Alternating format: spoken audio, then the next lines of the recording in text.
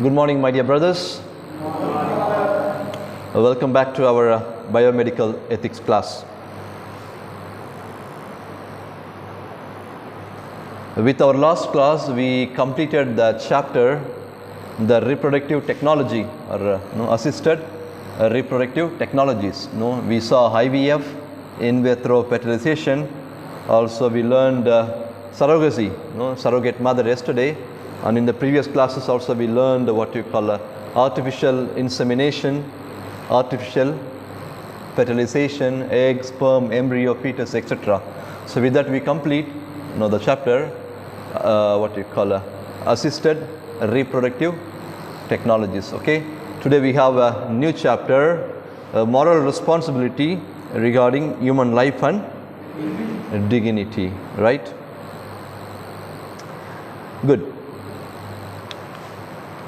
When God created Adam and Eve, He placed them in the garden, and He blessed them and He told them, be fertile, be faithful, also be what you call multiply, be fertile, faithful and multiply. Fill the earth, fill the universe and subdue, have control. That's why we read in our morning prayer in the breviary, God created human beings or God created man little less than a God, which means almost like equal power He is giving, to control, to subdue, to dominate the earth, that He created. So He said to Adam and Eve, be fertile and multiply and fill the earth and subdue it. Have dominion over the fish of the sea, the birds of the air, and all the living things that move on the air, that we read in Genesis 1, verses 28. The Catholic Church has long understood this passage, both as a reference to man's unique stewardship over nature and a justification for the pursuits of science. The teaching of the Church, grounded in the revelation of Jesus Christ, testifies to the dignity of the human person against any and all procedures that treat men and women and children as mere means, as mere objects to human progress. When the Church addresses bioethical issues, she is guided by the few principles. Again, the Church would give more importance to the human beings, that which God created. Of course, science and technology also is a blessing from God, that we human beings, with our knowledge, with our capacities, with our research and other techniques, it's we who made. God did not directly come and tell, make science and technology. Of course, He inspired us, He gave us the wisdom, and He gave us the discernment to choose what is right and what is wrong, and what you call bless the earth, bless our society with modern technology, using our capacities, using our skills, using our divine wisdom. At the same time, the Church is asking, be careful, be careful, what you call, you may control the, what you call, the earth, you may control the fish of the sea, you may control the birds of the air and all the living, but then, be careful when it comes the question of treating human beings, treating men, treating the women and children, have control and give their reverence, the due, the respect, the values. Never ever take away the whatever the human beings should carry, in their life. Now, first, man has a unique dignity above all other creatures on earth. You agree with me? No? We are the, what you call, ever best made in the image and likeness of God, that we are given much more importance than any other living creatures here on earth. As the Second Vatican would say, man is the only creature created by God for its own sake. Man is the only creature created by God for its own sake. That is a pastoral constitution of the Church in the modern world, article number 24. Man's unique status is the result of his being created in the image and likeness of God. Again, Genesis 1, verse 27. On the one hand, and also he is being called to have communion, no, to have is a relationship with the Creator, no, ultimately the God, also with his fellow human beings. Second, God is the Lord and author of our life. No, He alone is the author, master of our life. He alone gives us the gift of life. No, you can't imagine the life as a gift that we can ever have here on this other than from God. So He alone is the author, no, master over our life, who can rule, who can control, who can dominate. Every person has a right to accept that gift. Every man, woman and child have the fundamental right to live. No? If you have life, we have the right to live, right to celebrate our life, right to enjoy, but with what you call with responsibility. No, we have our freedom, no, to do, but not whatever we want. But then it comes again the question of within the responsibility, you have the freedom to exercise, whatever you can in your personal or in your what you call a community or in the society where you live.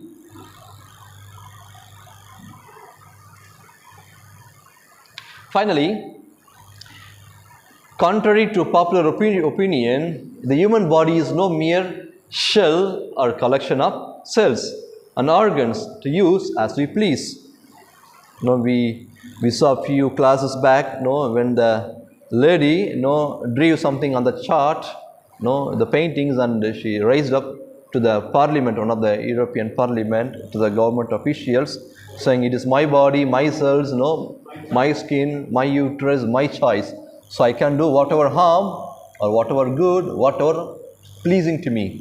Whatever is pleasing to you, you are nobody to question or nobody to ask me what I am doing. It is none of your business. No, it is none of your business. In other words, don't put your nose, in my business. No, don't put your nose in my business." That was the argument of that lady, showing what you call her. But here, the church says, yes, you have the right over your body, but it is not just a material. No, your body is not just a material or a mere cells or what you call a collection of organs or etc. and do whatever you can. No, you can't do like that. You cannot treat. So, for example, if I have my mobile, if I suppose, imagine if I am buying a mobile of 1 lakh, I am not going to do use and rough and tough or give it whomever I want. I will be using very carefully because it is very costly. Imagine I have a luxurious car of 35 lakhs, BMW or Benz, whatever. Whatever. Imagine whomever is going to ask, will I going to give? Will I going to give? No, it's my car. I bought it so much expensive, and I will be the only person to use or my driver. Neither I will be afraid to take in the rural area or where the road is not good. I'm afraid, the tire may get punctured or vehicle may get damaged. Then I have to take the service. So I'll be very careful in using my car or be it my mobile. Neither I'm going to give to someone because it is very costly affair, very precious to me.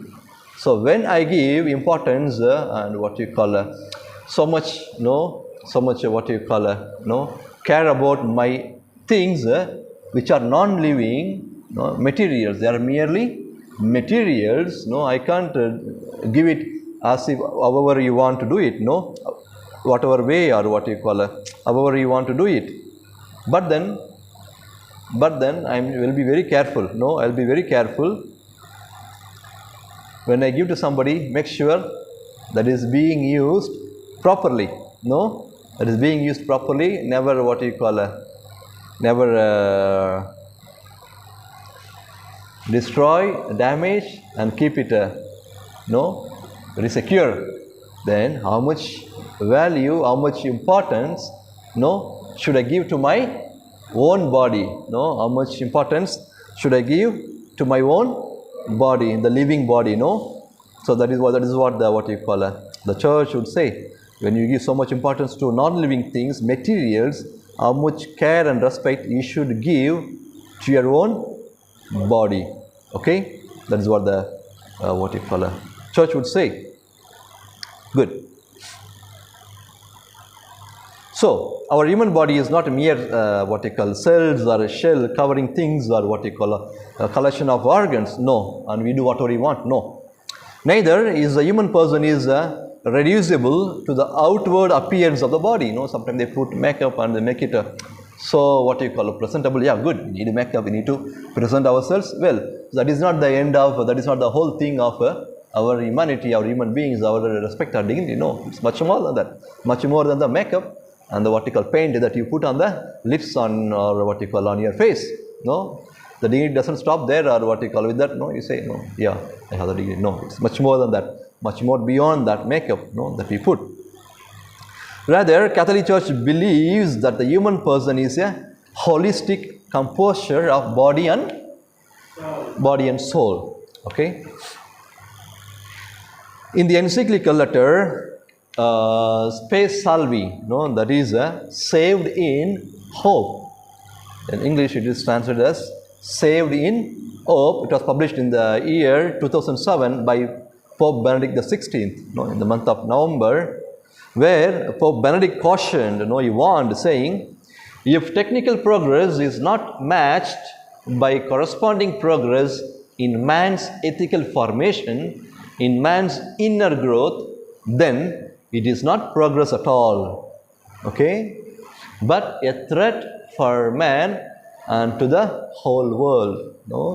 Whatever progress technology you are doing, okay, if it is matching, if it is able to adapt, if it is able to adjust, if it is able to help you to grow in our what you call human formation, in our human formation, in our human growth, without degrading our human values, well, it's really a blessing. But if it goes other way, the contrary, it is going to be a threat. It is going to be a threat. That is what you call Pope Benedict would say in his encyclical Spe Salvi, what you call saved in hope, article number 22.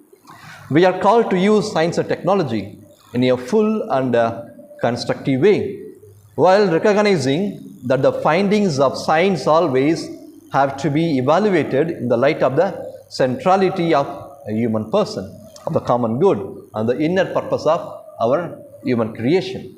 Today, you and me, we use technology. I am using computer. You are recording in online classes over the mobile, and they are uploading in the YouTube. You are using the projector. It's all technology. Without mobile, my computer, or what you call the projector, we can't think of doing online classes. We can't think of only presential. You have to come and physically present, then only I can take class.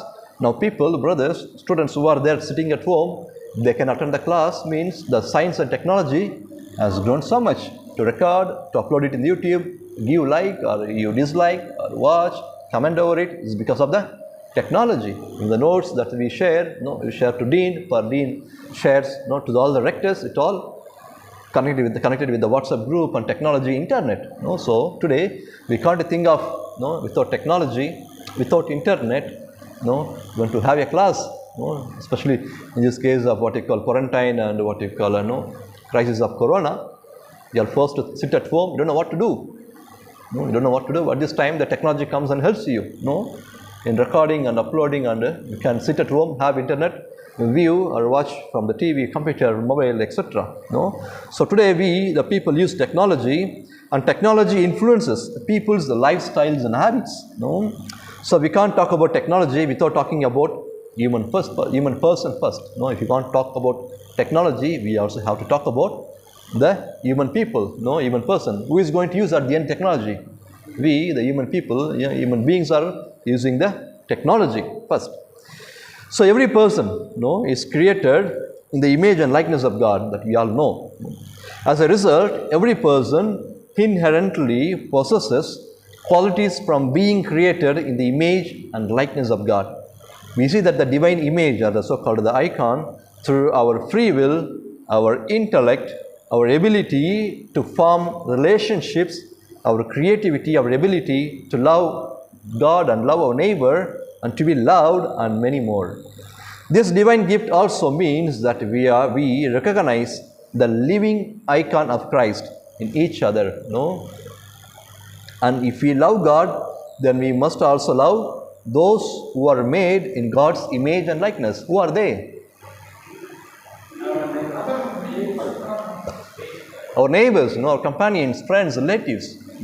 If I am made in the image and likeness of God, also my companion who lives with me in the community, in the house, the society, no, anybody, boy or girl, no, old or young, sick or no, anybody, they also carry the equal dignity. They also carry equal dignity, no, same status of human, no, human person.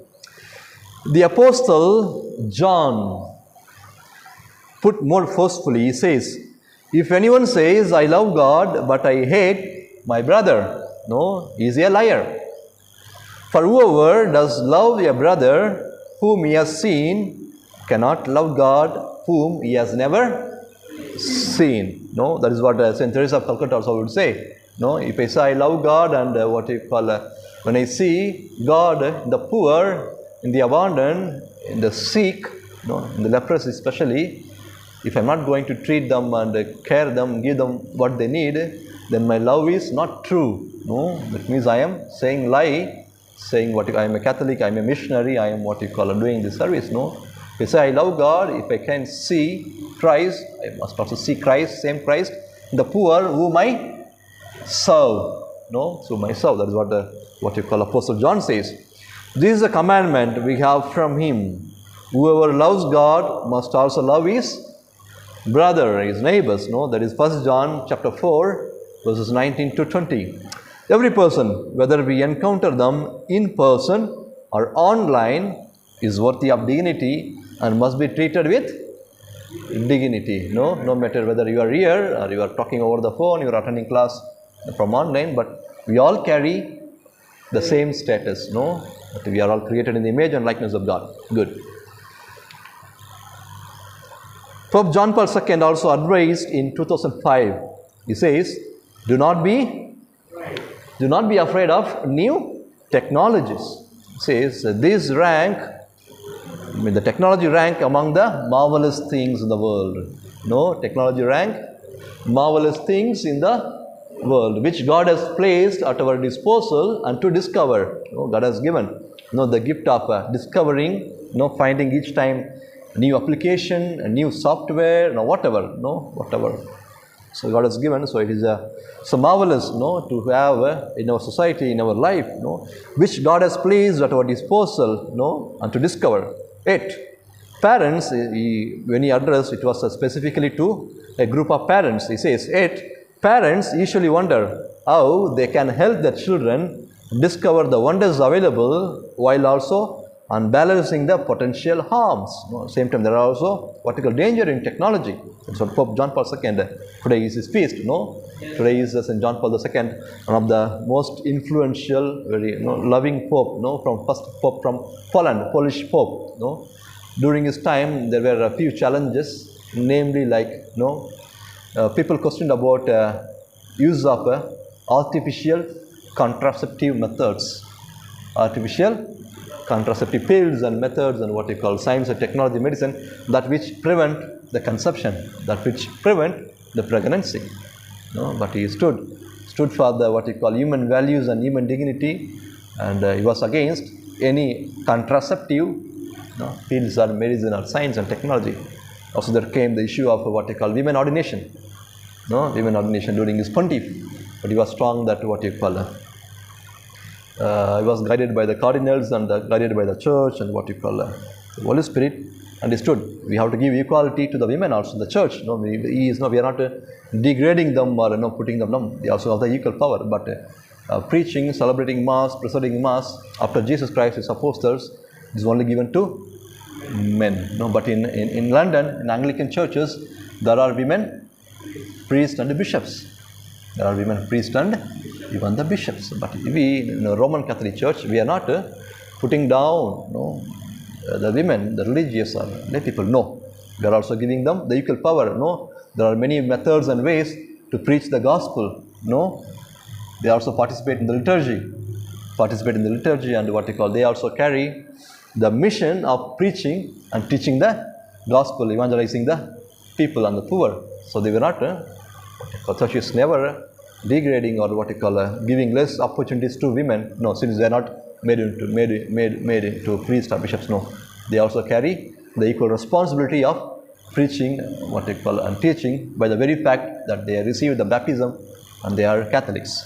Okay, so he was when media and other what you call some group of what you call other issues came out, that women also should be ordained, he was very strong. John Paul II. He said it is reserved only to the priest, the men. No, so he was very strong. A lot of challenges he had to face, and he would say, no, during my pontiff, there were many struggles, hardships, difficulties I faced. He says personally, no, but never ever, not even a single day, I went to bed without reciting the Holy Rosary. We are in the month of Holy Rosary, month of Rosary. You would say, very often you would visit Fatima and Lourdes, and you would donate, offer his rosary. It is there in the museum. When you get a chance to visit Fatima, you would visit in the museum the gifts, the donation that which this Pope St. John Paul II made. His rosaries, his rings, is kept in the museum in Fatima, the shrine Fatima. So rosary was a powerful weapon. During his pontiff, he says, never ever I went to bed without reciting a rosary. Even a single day, every day I made sure I recited rosary. I faced all the hardships, struggles and challenges from the world or from within the Vatican. There were. So it's one of the beautiful Pope that we ever had, that from 78 to 2005. He was a Pope from 1978 to 2005, and 2014 or 15 he was canonized. Within 8-9 years he was canonized. He's a powerful Pope. So he says to the parents, this safety guide has been designed specifically to assist parents and guardians in the important and difficult endeavor of navigating our digital world. The Church, your youth community, is extremely interested in supporting you as you guide and educate your children. The Church wishes to act with you in protecting and nurturing them in this electronic environment that we are living today, that they will encounter now throughout their adult years. Now many young youth are misguided, or they misuse the electronic items, or what you call use of internet. They know how to use it. I always tell my friends, when they come for a confession or when they come for a spiritual guidance, when I go to market, or when you go to market, for example, Bala, you are asked to buy 2 kilos of mango or 2 kilos of orange. So Bala is going to market to buy 2 kilos of mangoes and 2 kilos of orange.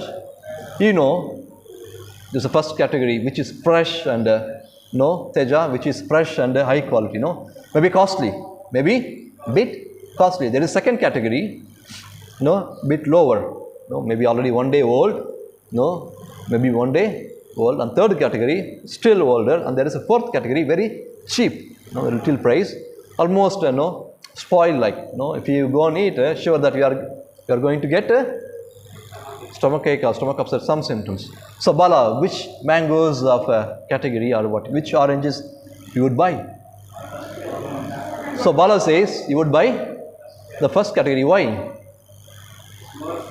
More fresh, more healthier. Sure, more taste also. You agree with me? There are 3-4 categories, the market, to buy orange or what you call the mangoes. Joseph, when you want to buy orange and mango, I don't think that you are going to buy the lower quality. Are you going to buy lower, first quality? Why? Because it is fresh, healthier, taste, etc. Also in the market, there is second category are lower. So you choose in the market the food items which is the best, which is the first. So in the market, both there are good and very good items, and also the spoiled items. We don't say bad, but then it is a spoiled or what days are past already in the market. So I am choosing the best, which is good for my health. Also in the internet, in the technologies, both we have good and other one which can harm you. Can harm you. What you call your mind, your behavior, your attitude. Your psychologically also.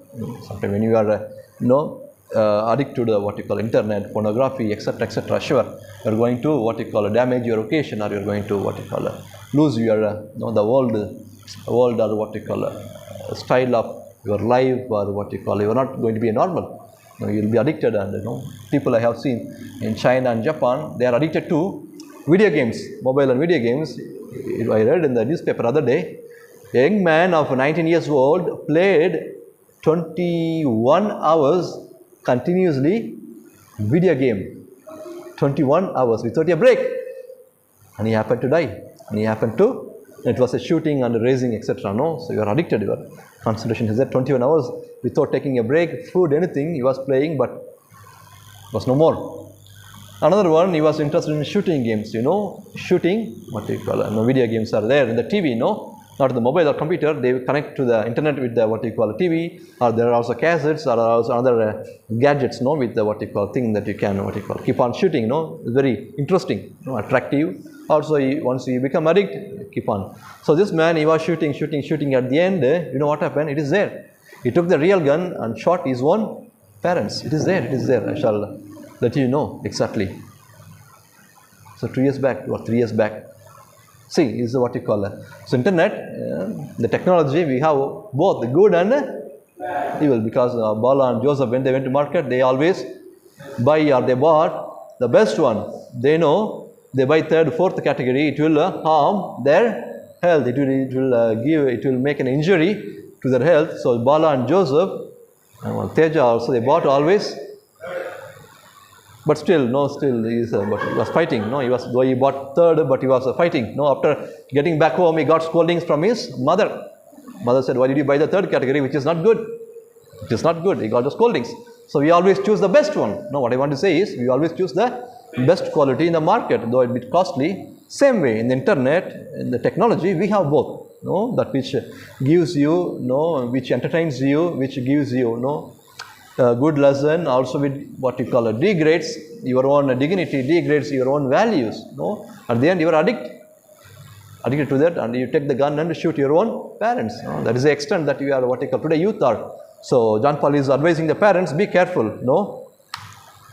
Be careful, and what you call don't lose them. Don't lose your children. Be careful in using what you call technology. Now again he says, the safety guide has been designed specifically to assist the parents and guardians and the important and the difficult endeavor in navigating our digital world. We need to use internet. We can't think of internet Sure, I usually check before I go to bed how much time I used my mobile. I told you in my first classes. I'm happy. I'm coming down. I'm just coming down. So so far I used only for example today, if you would ask me, maybe less than half an hour, because I was busy in preparing notes and etc. Less than half an hour I used it from morning 6 o'clock. So I'm happy that I am controlling my mobile, not the mobile. Technology controls me. It's very important. Not only mobile, be it your car, be it your mobile, computer, movies, anything, that you don't become slave to them. Very important. You control them. You know when to use, when to watch, and what to watch, how to watch, etc., etc., etc. So don't allow the technology to control. This is only mere means, to internet. We have so many things. We have Wikipedia, we have information, we have good movies, we have good jokes, we have good songs, we have good debate. So much thing is there. But then when you skip these things and go to the raw, spoiled mangoes, the result. The result of watching and viewing the unwanted things. Now, finally, the church mission in bioethics, or we are learning biomedical ethics, is thus no different than our mission to the world, which is the spread of the gospel, the message of who we are and who we are called to be in Christ. The Catholic Church proclaims that human life is sacred, and that the dignity of human person is the foundation of our moral vision for society. Human life and dignity originates from God and is of God because we are made in the God's own image and likeness. Human life is sacred because the human person is the most central and the clearest reflection of God among us. God would have given importance no primary importance to animals or some other creatures. But no, God did not do that. God did not do that. God gave first and foremost importance to human beings, because the biblical view is that we are all created in His own image, equal to, little less than God, but almost equal to God, to control, to subdue this earth. Human life is sacred because the human person is the most central and the clearest reflection of God among us. Human beings have a transcendent worth and value that comes from God.